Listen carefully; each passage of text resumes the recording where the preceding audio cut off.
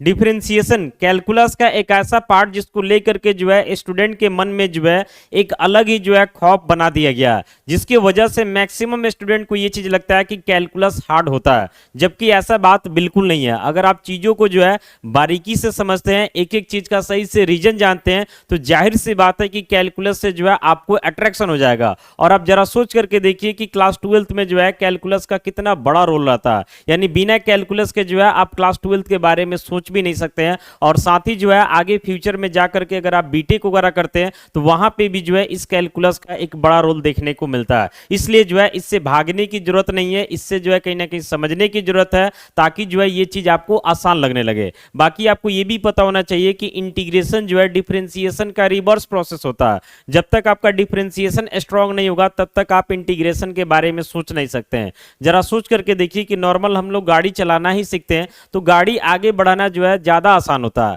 किसके कंपेयर में, तो पीछे बैक करने के कंपेयर में। जैसे मान लेते कोई ड्राइवर नया है तो गाड़ी आगे इजीली बढ़ा लेता है, लेकिन जब आप उसको बोलिएगा कि जरा इसको बैक करो तो उस सिचुएशन में जो है उसको कंफ्यूजन होता है। तो कुछ ऐसे ही जो है डिफरेंशिएशन और इंटीग्रेशन के साथ होता है। डिफरेंशिएशन समझिए कि बिल्कुल आगे बढ़ना है, लेकिन जब हम लोग इंटीग्रेशन में जाते हैं वो तो डिफरेंशिएशन का रिवर्स प्रोसेस होता है, यानी कि बैक प्रोसेस होता है। तो बैक प्रोसेस होने का मतलब ऐसा थोड़ा ही ना है कि वो हमें समझ में नहीं आएगा, वो हमारे लिए हार्ड है। भले शुरू में हार्ड हो सकता है, लेकिन जब आप चीजों को एक एक बेसिक तरीका से समझिएगा तो वो चीज जो है आपको हार्ड नहीं लगेगा। तो हम आपको जो है कैलकुलस सिखाएंगे काफी इजी वे में। बस इसके लिए जो है आपको हमारे साथ कंटिन्यू बना रहना होगा, एक एक वीडियो पे जो है कमांड करना होगा ताकि आपको कहीं से कोई दिक्कत ना हो। तो आइए यहाँ पे जो है डिफरेंशिएशन को लेकर के हम लोग चर्चा करेंगे, और डिफरेंशिएशन का जो बेसिक कंसेप्ट है उसको हम लोग जो है यहाँ पे बताने वाले हैं। आपको पता होगा कि डिफरेंशिएशन से पहले जो है कंटिन्यूटी एंड डिफरेंशिएबिलिटी पढ़ाया जाता है। कंटिन्यूटी का मतलब चेक करना है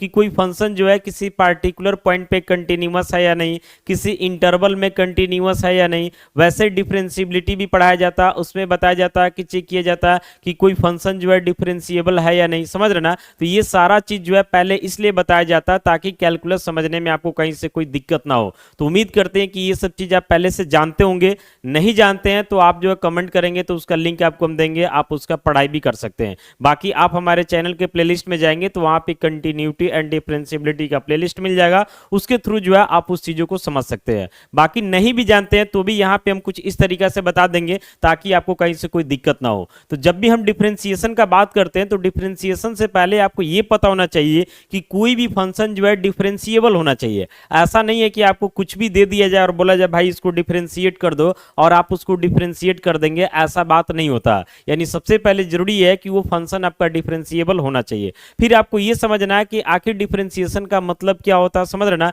किस फंक्शन को जो है किसके रिस्पेक्ट में डिफरेंशिएट हम कर सकते हैं, किस वेरिएबल को किसके रिस्पेक्ट में डिफरेंशिएट कर सकते हैं, कांस्टेंट क्या होता है, वेरिएबल क्या होता है, ये तो सबको पता है। लेकिन जब बात डीप में जाए, जैसे कोई बोले कि 1 क्या है तो इस सब कोई बोल देगा कांस्टेंट है, 9 क्या, सब कोई बोल देगा कांस्टेंट है। मान लेते कहीं पे हम log a के बारे में बोल देते तो सामने वाला कंफ्यूजन में पड़ जाएगा कि पता ना कांस्टेंट है कि वेरिएबल है। मान लेते हम कहीं पे जो है sin a के बारे में चर्चा कर देते हैं तो ये कांस्टेंट है कि वेरिएबल है। तो इस तरीके के सभी कंफ्यूजन को जो हम दूर कर देंगे ताकि कांस्टेंट और वेरिएबल से रिलेटेड कहीं कोई दिक्कत ना हो। जब ये क्लियर रहेगा ना तब जाके क्वेश्चन बनाने में आपको कहीं से कोई दिक्कत ना होगा। तो इससे पहले जो है हम लोगों को ये जानना जरूरी है कि डिपेंडेंट एंड इनडिपेंडेंट वेरिएबल क्या होता है। उसके बाद हम पूरा जो है समझिए एक एक चीज को बेसिक से उठाएंगे और 1 बाय 1 लगातार आपको वीडियो मिलते चला जाएगा। इस तरीके से आप फॉलो करते जाएंगे, आपको डिफरेंशिएशन पूरा आसान लगने लगेगा। तो आइए सबसे पहले जो है डिपेंडेंट एंड इनडिपेंडेंट वेरिएबल के बारे में हम बात करते हैं। टॉपिक होगा हमारा यहाँ पे डिपेंडेंट एंड इनडिपेंडेंट वेरिएबल। समझिए क्या होता है पहले ये, क्योंकि इसका यूज हम लोग को डिफरेंशिएशन में पड़ेगा। डिपेंडेंट नाम से क्लियर हो रहा है, डिपेंडेंट मतलब जो दूसरे के ऊपर डिपेंडेंट है, इनडिपेंडेंट यानी जो किसी के ऊपर डिपेंडेंट नहीं है। तो यहाँ पे आपको समझाने के लिए यहाँ पे हम एक एग्जाम्पल को कंसिडर करते हैं। जैसे y इक्वल टू हम लिखते हैं 2x plus 1। y equal to क्या लिखते हैं 2x प्लस 1। अब इसमें ध्यान से देखिएगा तो y का जो वैल्यू है ना ये x के ऊपर डिपेंडेंट है। जैसे y equal to 2x plus 1 है, मान लेते हैं हम x के जगह 0 ले लेते हैं तो यहां से क्या हो जाता है तो 2 इंटू 0 प्लस 1।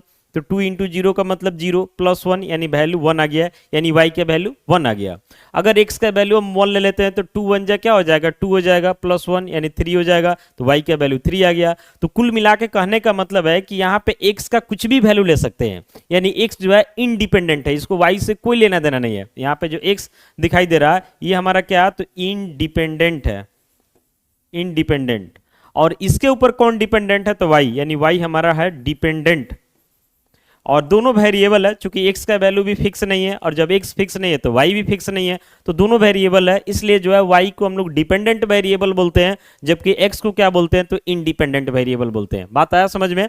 यानी x का वैल्यू आप कुछ भी लेने के लिए पूरा फ्री है, इसलिए इंडिपेंडेंट वेरिएबल है, और बाकी x का जो वैल्यू लेते हैं उसी के अकॉर्डिंग y मिलता है। तो y जो है कुल मिलाकर के x के ऊपर डिपेंडेंट है, इसलिए y को हम क्या बोलेंगे, डिपेंडेंट वेरिएबल।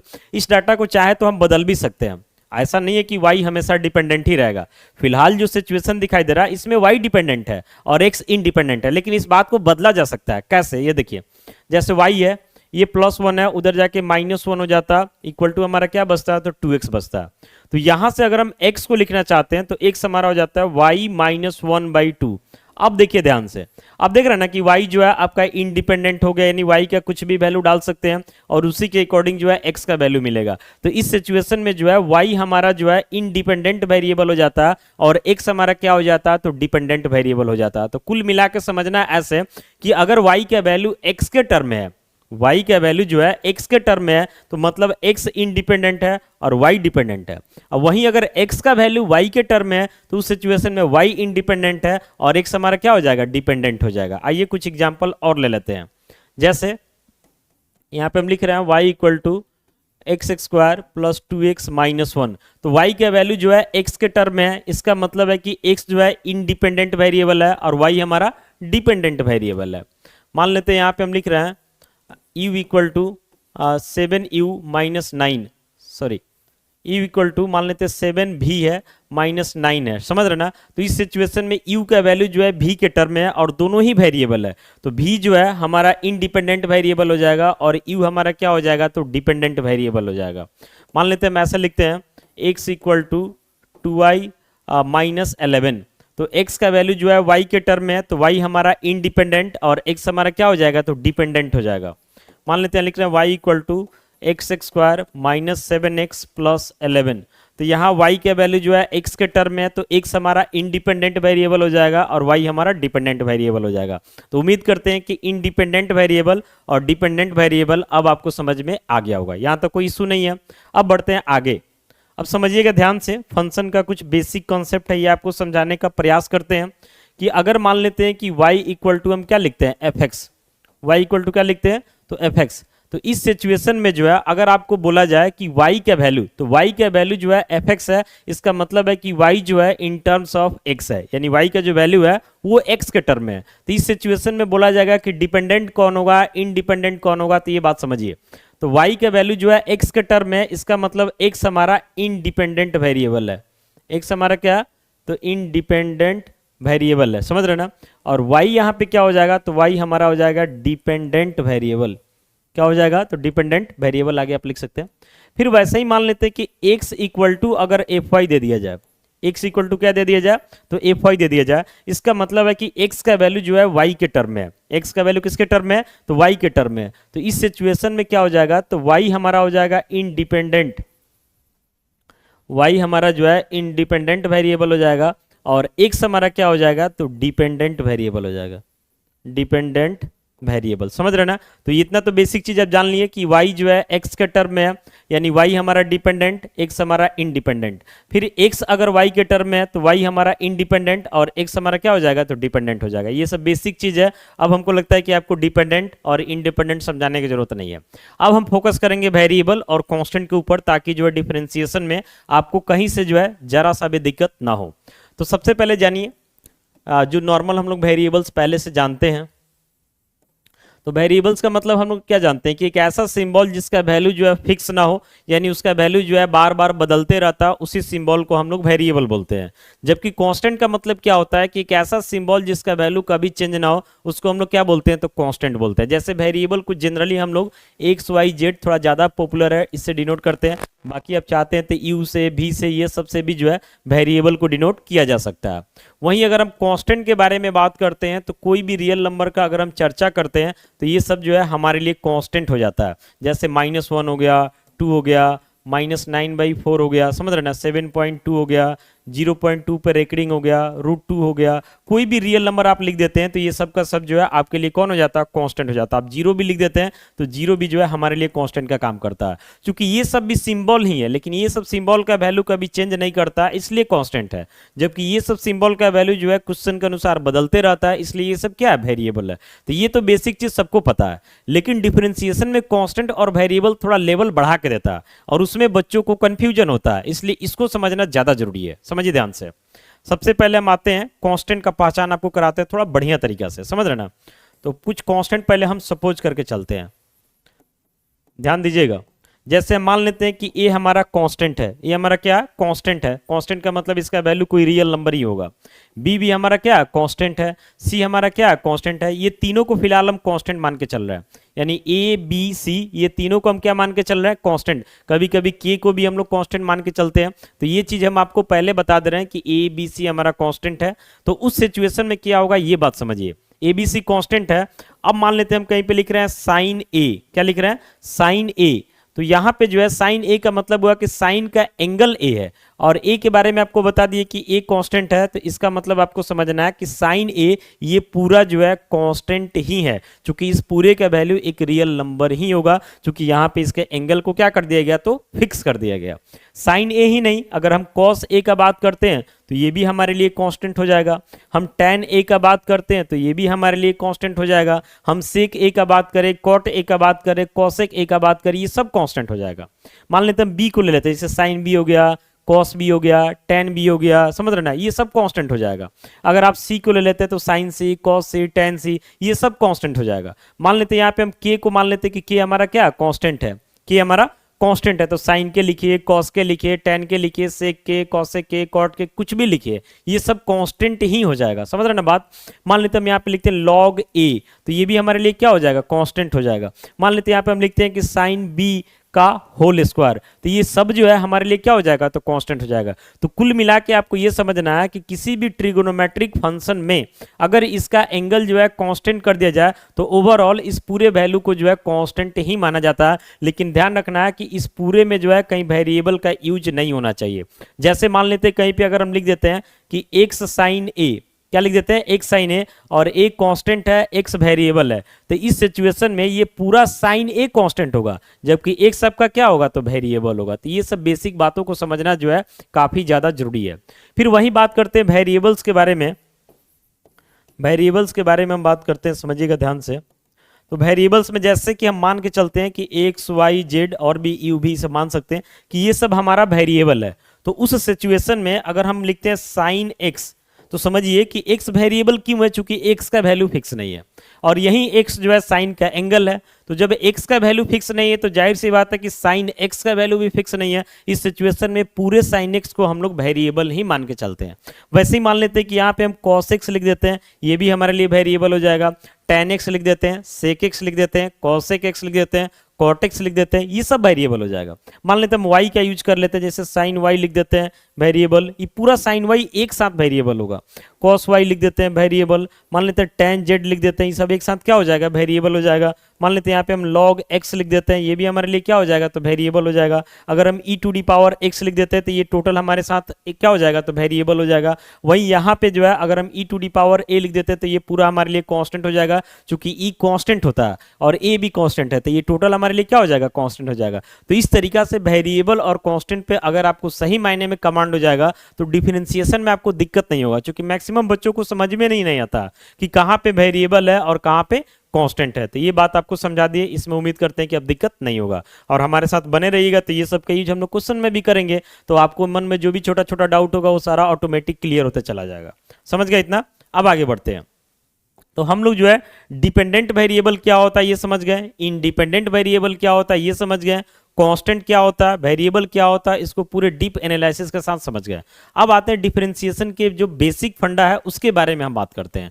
तो सबसे पहले आपको हम क्या बताएं कि किसी भी फंक्शन को हम लोग डिफरेंशिएट तब करते हैं जब वो फंक्शन जो है सच में डिफरेंशिएबल हो। इसीलिए जो है यहाँ पे हम ऐसा मान करके चलेंगे, यहाँ पे देखिएगा ध्यान से, डिफरेंशिएशन का कॉन्सेप्ट आपको हम बता रहे हैं। यहाँ पे आप हेडिंग कर सकते हैं डिफरेंशिएशन, डिफरेंशिएशन, ठीक है।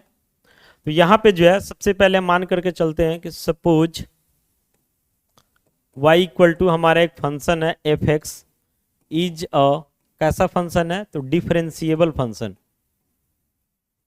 Differentiable function. आपको बताएं कि कंटिन्यूटी एंड डिफरेंशिएबिलिटी में चेक किया जाता है कि कौन फंक्शन कंटिन्यूअस है और कौन फंक्शन डिफरेंशिएबल है। जो फंक्शन डिफरेंशिएबल होता है उसी को डिफरेंशिएट करते हैं, जो फंक्शन डिफरेंशिएबल नहीं होता उसको डिफरेंशिएट नहीं करते हैं। तो यहाँ पे मान करके चल रहे हैं कि y equal to f x हमारा एक ऐसा फंक्शन है, तो डिफरेंशिएबल फंक्शन है, मतलब हम इसको डिफरेंशिएट कर सकते हैं।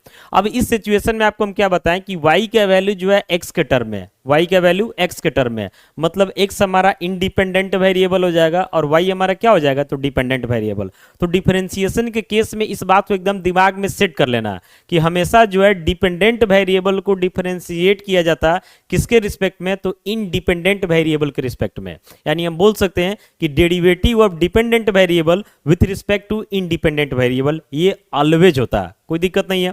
तो अब यहां से हम लिख सकते हैं नाउ करके कि dy बाई डी एक्स, क्या लिखेंगे, dy बाई डी एक्स, और इसको पढ़ते क्या, तो इसको पढ़ते the rate of change of y with respect to x, यानी x किस रिस्पेक्ट में बदल रहा उसी के अकॉर्डिंग जो y भी बदलता है। या इसी को आप ऐसे पढ़ सकते हैं derivative of y with respect to x। तो यहां से y equal to f x है, तो जब हम dy बाई डी एक्स करेंगे तो एफ एक्स को हम क्या लिखेंगे, तो एफ डैश एक्स लिखेंगे, क्या लिखेंगे, तो एफ डैश एक्स लिखेंगे। अब इसी चीज को हम लोग बोलते हैं फर्स्ट ऑर्डर डेरिवेटिव, क्या बोलते हैं, तो फर्स्ट ऑर्डर डेरिवेटिव। समझिएगा एक एक चीज को ध्यान से। फर्स्ट ऑर्डर डेरिवेटिव का मतलब हुआ कि किसी भी डिफरेंशिएबल फंक्शन को अगर हम एक बार डिफरेंशिएट करते हैं तो उसी चीज को फर्स्ट ऑर्डर डेरिवेटिव बोलते हैं। आगे जब हम लोग बढ़ेंगे तो वहां पे second order derivative, third order derivative, ऐसे ही बढ़ते ही जाता है। तो सेकंड ऑर्डर डेरिवेटिव का मतलब उसी फंक्शन को दो बार डिफरेंशिएट किया जाता है, थर्ड ऑर्डर डेरिवेटिव का मतलब हुआ उसी फंक्शन को तीन बार डिफरेंशिएट किया जाता है, फोर्थ ऑर्डर डेरिवेटिव का मतलब उसी फंक्शन को चार बार डिफरेंशिएट किया जाता है। बात समझ गए होंगे। तो फिलहाल इसको हम लोग क्या बोलते हैं, तो फर्स्ट ऑर्डर डेरिवेटिव। तो dy बाई डी एक्स लिखे या एफ डैश एक्स लिखे, दोनों का मतलब समझना फर्स्ट ऑर्डर डेरिवेटिव। अब इसको पढ़ते क्या, इस बात को समझिए, यानी इसको क्या पढ़ेंगे, रीड एज, मतलब इसको क्या पढ़ेंगे, तो इसको पढ़ेंगे the rate of change of y with respect to x। ये WRT डॉट डॉट करके जो लिखे ना इसको पढ़ते विथ रिस्पेक्ट टू, W का मतलब विथ, R का मतलब रिस्पेक्ट और T का मतलब टू, यानी इसको पढ़ते the rate of change of y with respect to x। या इसी को आप ऐसे पढ़ सकते हैं कि the derivative of y with respect to x। या ऐसे भी बोल सकते हैं कि the derivative of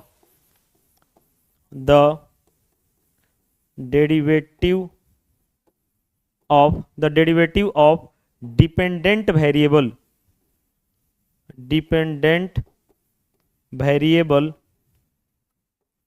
with respect to independent variable. एकदम ध्यान से समझिएगा। सबसे पहले आपको हम क्या बता दिए कि y इक्वल टू हमारा एक फंक्शन है एफ एक्स, कैसा फंक्शन है, तो जो डिफरेंशिएबल फंक्शन है, यानी आप इसको डिफरेंशिएट कर सकते हैं।